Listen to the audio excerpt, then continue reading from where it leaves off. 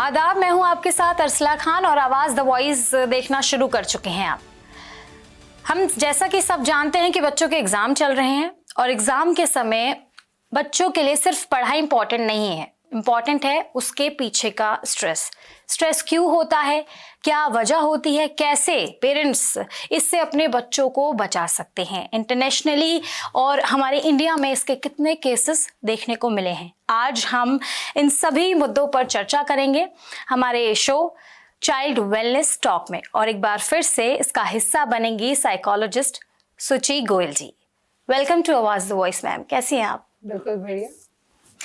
तो सबसे पहले सुचि जी, मैं यही जानना चाहूंगी कि आज के दौर में, डिजिटल दौर में कितना कंपटीशन बढ़ गया है।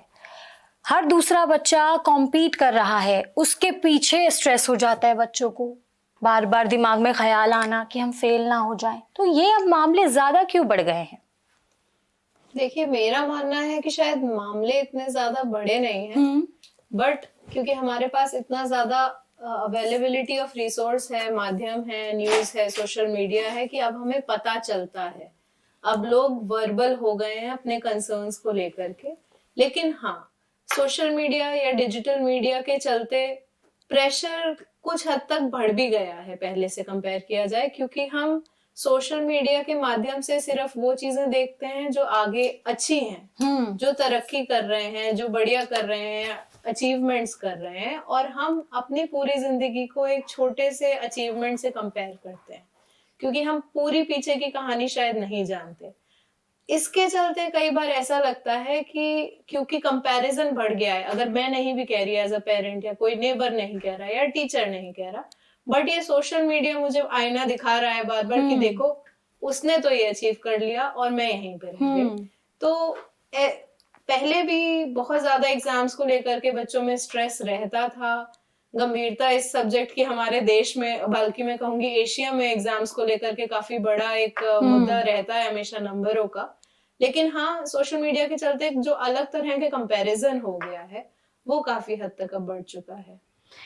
सुचि जी, जैसे हम लोग देखते हैं, मैं भी अपने बचपन के दिनों की बात करूं तो मैं जब कुछ याद करती थी तो डर रहता था भूल जाऊं, लिख लिख के याद करना। तो आजकल के बच्चे भी बहुत ज़्यादा इस चीज़ को सीरियसली ले लेते हैं कि हम याद करते हैं भूल जाते हैं, उसके लिए भी स्ट्रेस है।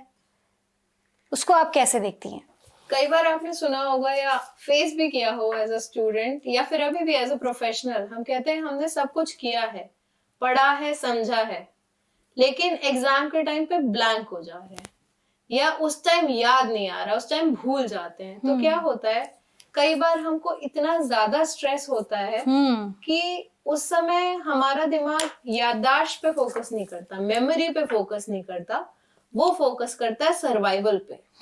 अगर आप एकदम से पैनिक करें किसी चीज को लेके, एकदम से स्ट्रेस में आ जाए, तो आपका माइंड, आपकी बॉडी आपको ये संकेत देती है कि हम इस सिचुएशन में सरवाइव कैसे करें। आपकी मेमोरी उस टाइम बैक एंड पे चली जाती है, और इसीलिए ऐसा होता है कि हम पैनिक मोड में आके, बहुत हाई स्ट्रेस में आकर के उस समय के लिए वो चीजें भूल जाते हैं।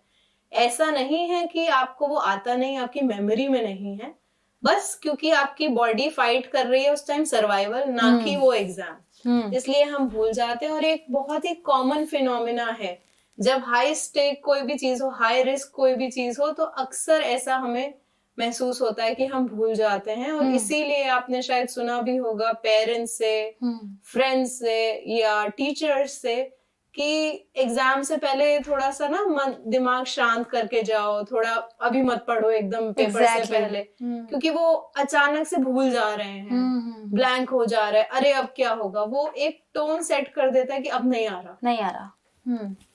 तो उस डर में बच्चे बार बार प्रैक्टिस कर रहे हैं। तो उससे बचने के लिए क्या कर सकते हैं, मतलब हम और पेरेंट्स क्या कर सकते हैं बच्चों के लिए?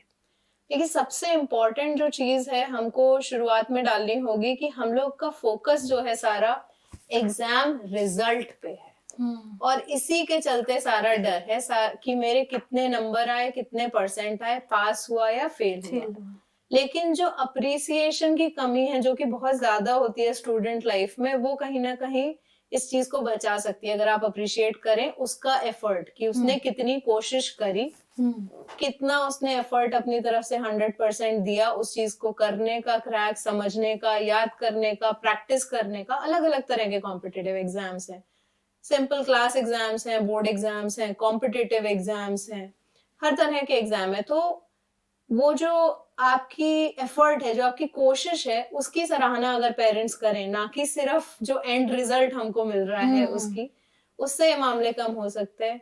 दूसरा, एक स्पेस प्रोवाइड करें जहां पर हम लोग कम्युनिकेशन कर पाए कि अगर बच्चे को घबराहट है, डर है, जैसे हम बोलते हैं स्पेसिफिक फियर भी होते हैं। ऐसा नहीं है बच्चे को हर एग्जाम के लिए डर लग रहा है, मैथ्स के एग्जाम के लिए ही डर लग रहा है बहुत ज्यादा, है ना, या फिर क्योंकि हम लोग का फोकस हमेशा इस तरह से चला है कि जो चीज में हम वीक हैं, सारा ध्यान केंद्रित हम उस वीकनेस पे ही करते हैं कि मैथ्स वीक है, मैथ्स की ट्यूशन लगा लो, मैथ्स भाई से पढ़ लो, मैथ्स पापा से पढ़ लो।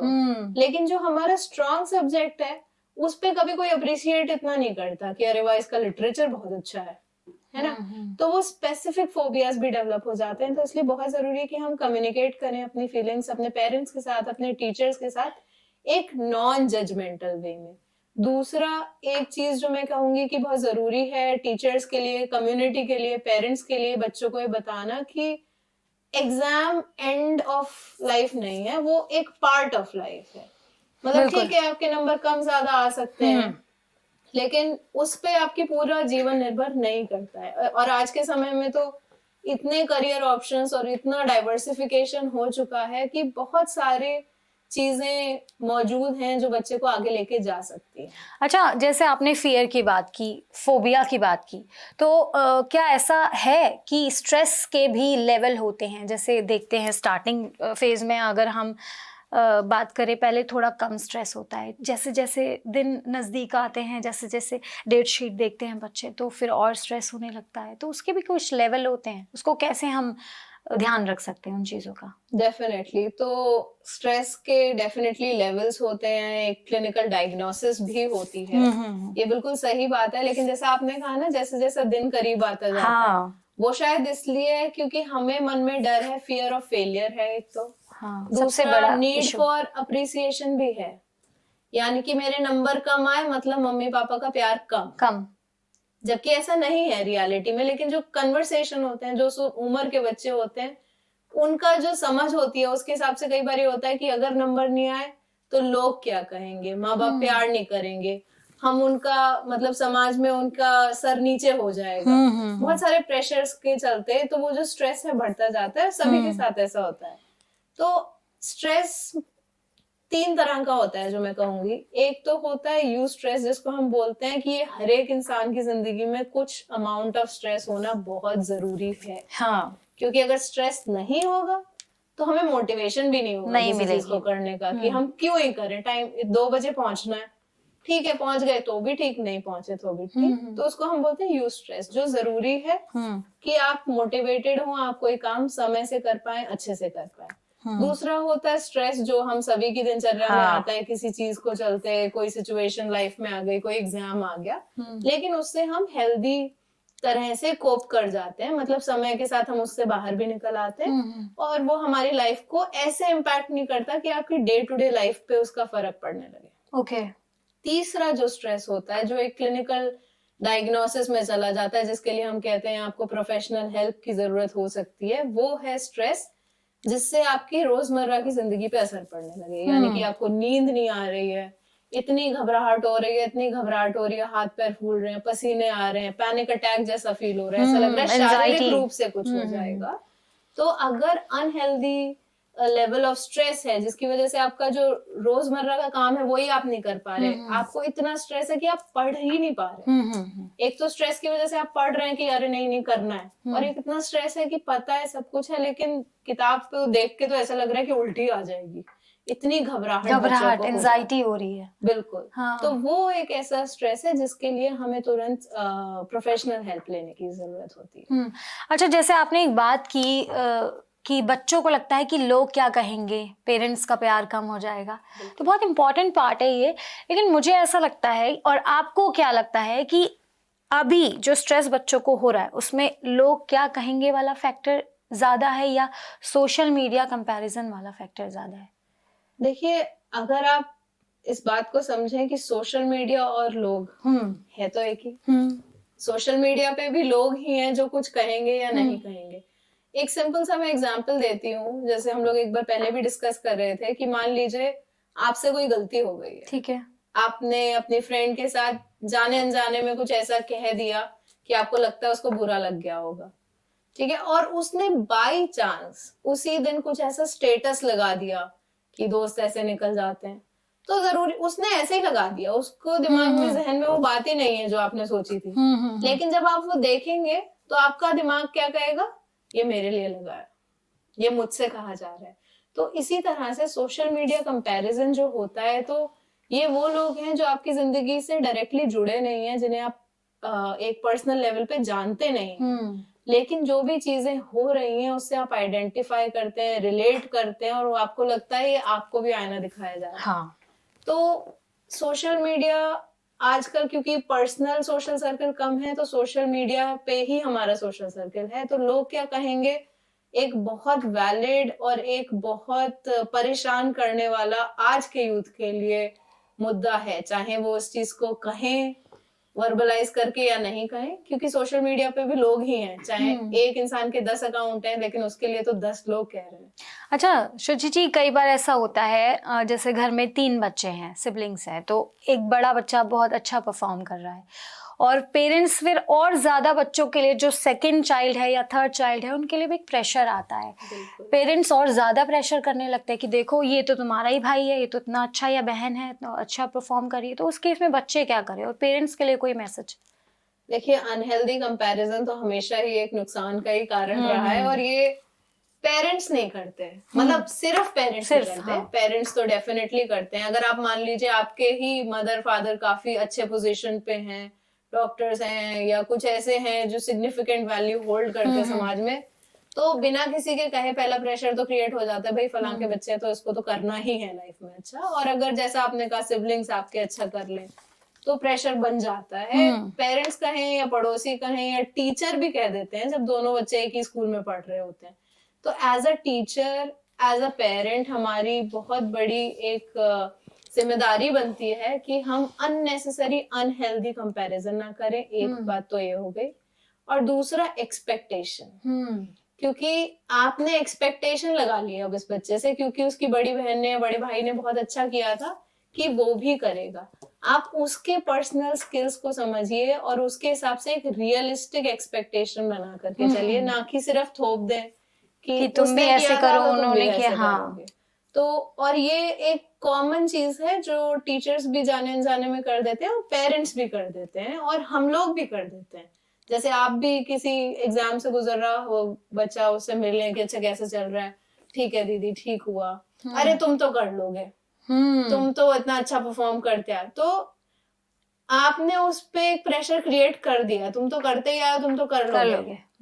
वो ऑलरेडी अपने अंदर इतनी सारी चीजों से जूझ रहा है, लेकिन जो हमारा छोटा सा एक स्टेटमेंट है वो भी उसके ऊपर प्रेशर क्रिएट कर देता है। तो हमें बहुत केयरफुल रहना है कि हमारी जो एक्सपेक्टेशंस हैं वो किस तरह की हमने उस बच्चे पे से रखी हैं और कैसे उसे कम्युनिकेट करा है, और क्या हमने उसको स्कोप दिया है कि अगर नहीं हुआ तो क्या क्योंकि हम वो बात कभी भी नहीं करते। हम बस ये कहते हैं करना है, हो जाएगा, कर लोगे।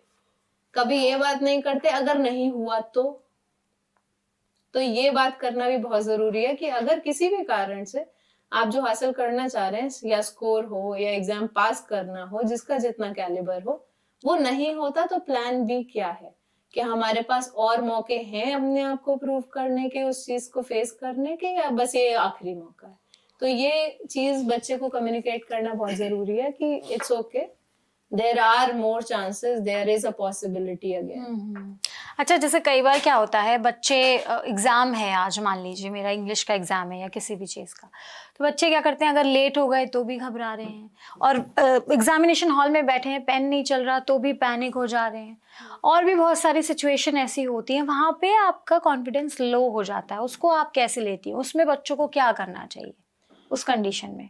ये सारा एक एंड रिजल्ट ही है जो हमने एक पूरा एग्जाम्स के अराउंड, नंबर्स के अराउंड एक हवा सा बना दिया है कि हाँ। आने चाहिए, आएंगे, इतना परसेंट तो आता ही है। आजकल तो सबके 90% नंबर आते हैं, वरना एडमिशन नहीं होगा, वरना ये नहीं होगा, वरना कुछ मिलेगा नहीं आपको। क्योंकि उस चक्कर में बच्चे क्या करते हैं, आते हुए भी क्वेश्चन सॉल्व नहीं करते हैं, बहुत ज्यादा नहीं केस कर में ऐसा पाते होता हैं। है। हाँ, बहुत ज्यादा ऐसा केस नहीं, में ऐसा कोई भी होता है। बच्चा चाहता नहीं है कि वो ब्लैक शीप बने या उसको डांट पड़े, लेकिन वो उस प्रेशर को ले ही नहीं पाता, उसको हेल्दी कोपिंग आती नहीं है कि अच्छा चलिए अगर ऐसा नहीं हो पा रहा तो क्या, क्योंकि मौका नहीं मिला है। तो जैसा कि आपका क्वेश्चन था कि छोटी छोटी चीजें, जब हम एग्जाम हॉल तक जा रहे हैं, लेट हो गए, पेन नहीं चल रहा है, या जाते हुए या कोई ज्यादा शीट ले ले रहा है हमसे, तो वो भी हमें हमारे लिए एक स्ट्रेस बन जाता है, क्योंकि वो कंपैरिजन है ना। हाँ, कंपैरिजन हमने है, exactly. उसी एनवायरनमेंट में रहा है, वही सीखा है, वही समझा है कि ये तो करते ही है, तो होता ही है। उसने 4 शीट लिखी, मैंने तो एक ही शीट लिखी, पक्का कम आएंगे मेरे नंबर।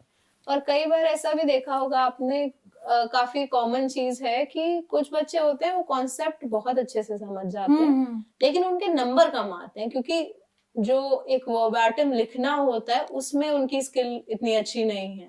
लेकिन हम सारे बच्चों को एक ही पैरामीटर पे जज करते हैं कि इस क्वेश्चन का ऐसे आंसर देना है, और उसी बेसिस पे जज कर रहे हैं। हो सकता है अगले ने रटा है, उसके अच्छे नंबर आ गए, लेकिन इस बच्चे को सच में कॉन्सेप्ट की समझ थी, लेकिन उसके नंबर नहीं आए। तो ये सारे चीजें जब हम कम्युनिकेट कर देंगे और उसको एज अ सोसाइटी भी अप्रिशिएट करेंगे, हम नहीं करते।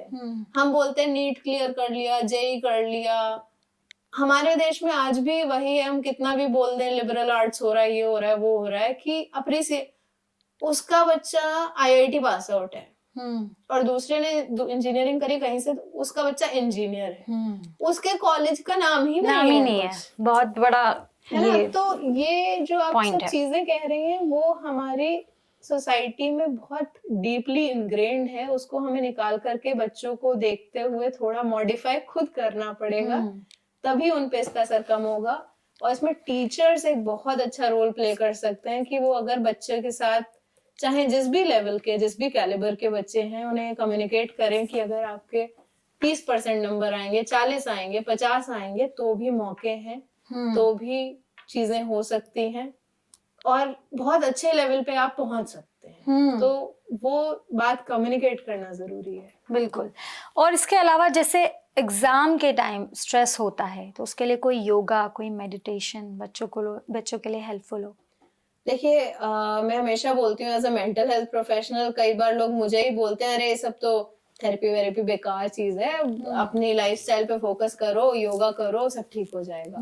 लेकिन मेरा मानना है कि सब कुछ योगा से नहीं होगा, है ना। अगर मेरी बॉडी योगा को अप्रिशिएट करती है, मुझे वो करने में मजा आता है, तो डेफिनेटली वो आपका स्ट्रेस लेवल कम कर सकता है, डेफिनेटली आपकी एंजाइटी लेवल कम कर सकता है। लेकिन हर एक का कोपिंग, कामिंग, मतलब अपने आप को शांत करने का तरीका अलग होता है।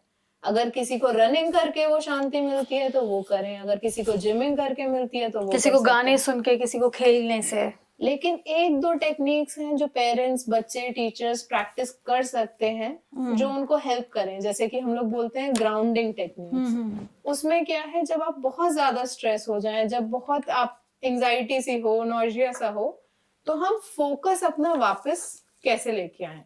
तो एक एक्सरसाइज हम उसको बोलते हैं 4-4-6। उसमें क्या करना है कि आपको मैं बोलूंगी, आप अपनी आंखें अच्छे से खोलिए और अपने जिस भी जगह आप बैठे हैं वहां पे देखिए कोई 4 चीजें जो आपने इस रूम में कभी नोटिस नहीं करी। आप कई बार इस रूम में बैठती होंगी, ठीक है। जब आप वो कर लें तो उसके बाद आप इस रूम में 4 कलर्स नोटिस करिए, 4 डिफरेंट कलर्स को आइडेंटिफाई करिए। उसके बाद आप इस रूम में 3 डिफरेंट शेप्स को आइडेंटिफाई करिए, क्या क्या शेप्स हैं यहाँ पर पे। और लास्ट में आप ऐसी कोई चीज देखिए जो आपने कभी देखा ही नहीं कि इस कमरे में ये है, आप इस कमरे में 1000 दफे आए। तो क्या है, मतलब आप बोलेंगे ये क्या, मतलब क्या है, बट ये आपको वापस से आपकी जगह पे लाता है, ग्राउंड करता है। आप वापस से जिस एनवायरनमेंट में है उस पे फोकस कर पाते हैं। आपका जो फियर या फोबिया या स्ट्रेस का कारण है, उससे आपको माइंड को वापस से आने का एक मौका मिलता है, काम डाउन होने का मौका मिलता है। कई लोग ब्रीदिंग एक्सरसाइजेस करते हैं, उससे उन लोग को काफी रिलैक्स या अच्छा महसूस होता है। तो इट डिपेंड्स कि किस बच्चे के लिए कौन सी चीज काम करती है, और वो एक्सप्लोरेशन हमें पहले से शुरू करना होगा। ऐसा नहीं कि अब एग्जाम शुरू हो गए तो हम उसमें बैठे, क्योंकि फिर वो भी स्ट्रेस देगा। अपने पास इतना समय ही नहीं है, टाइम मैनेजमेंट का इशू आ जाएगा। तो इसके अलावा जैसे अगर मैं बात करूं, इंडिया में कितने मामले हैं जो इस मतलब जो बच्चे इस स्ट्रेस का शिकार हुए एग्जाम के टाइम पे या बाद में या कैसे भी कॉम्पिटिटिव एग्जाम के को चलते, तो कितनी परसेंटेज है इसके पीछे? अगर मैं बात करूं जो आंकड़े एक रिसर्च के द्वारा पाए गए, एनसीईआरटी ने 2022 में एक सर्वे किया था क्लास 9 से क्लास 12 के बच्चों में स्ट्रेस लेवल का, और उसमें पाया गया कि 80% से ज्यादा बच्चे मॉडरेट लेवल के स्ट्रेस से गुजरते हैं because of studies, exams and everything. कोई इंटरनेशनली भी आंकड़ा है? इंटरनेशनली, ग्लोबली भी आंकड़े मौजूद हैं जो कहते हैं ओवरऑल अडोलेसेंट और यूथ पॉपुलेशन का 80%, 85% स्ट्रेस से गुजरता है ग्लोबली। ओके। और इसमें हम सिर्फ स्कूल स्टूडेंट्स की बात नहीं कर रहे, इसमें हम कॉम्पिटिटिव एग्जाम्स जैसे हमारा जेईई हो गया, नीट हो गया या यूपीएससी हो गया, अलग अलग तरह के जो कॉम्पिटिटिव एग्जाम्स हैं उसका नंबर भी काफी हाई होता है। और दूसरी स्टडीज ये भी कहती हैं कि जितनी बड़ी डिफिकल्टी है उतना ही हाई स्ट्रेस लेवल है। जैसे कि हमारे देश में माना जाता है नीट का एग्जाम बहुत डिफिकल्ट है, यूपीएससी बहुत डिफिकल्ट है।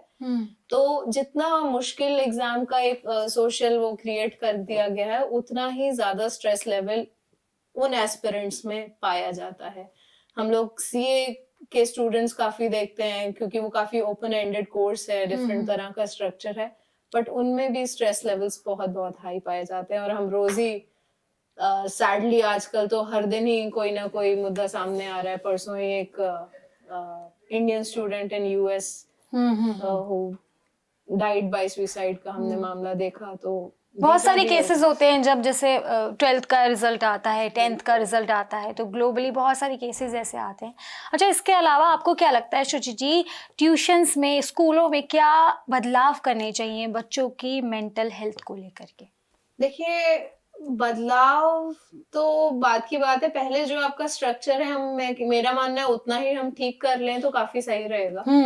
जैसे कि हमारा जो एकेडमिक सिस्टम है काफी समय से, जैसे अभी मैं कह भी रही थी कि सब लोग को एक ही पैरामीटर पे जो है असेस किया जाता है, सबकी कैपेबिलिटी उसी एग्जाम से तय कर दी जाती है, जो कई बार शायद रेलेवेंट नहीं रहता। जैसे मैं आपको ऑस्ट्रेलिया का एग्जाम्पल दूंगी तो वहां पे क्या है कि एक ही क्लासरूम के बच्चे अलग अलग सिलेबस पढ़ते हैं। जैसे मान लीजिए क्लास 5 में 30 बच्चे हैं, तो हो सकता है वहां पे 4 कोर्सेज चल रहे हैं, डिपेंडिंग ऑन कि हर बच्चे का कैलिबर क्या है, ग्रुप बना दिए जाते हैं जिससे ये ना लगे कि अरे ये ब्रिलियंट है और ये नहीं है। ऐसा नहीं है कि उसको सिखा रहे हैं क्लास 3 का और अगले को क्लास 5 का, बट टीचिंग का स्टाइल, कंटेंट, वो चीजें जब हम चेंज कर देते हैं अडेप्टेबिलिटी बढ़ जाती है। As a psychologist, as a person आपने सुना होगा कि सब लोग का लर्निंग का तरीका अलग अलग होता है। कोई विजुअल लर्नर होते हैं, देख के याद हो जाता है, कोई स्लो लर्नर है, कोई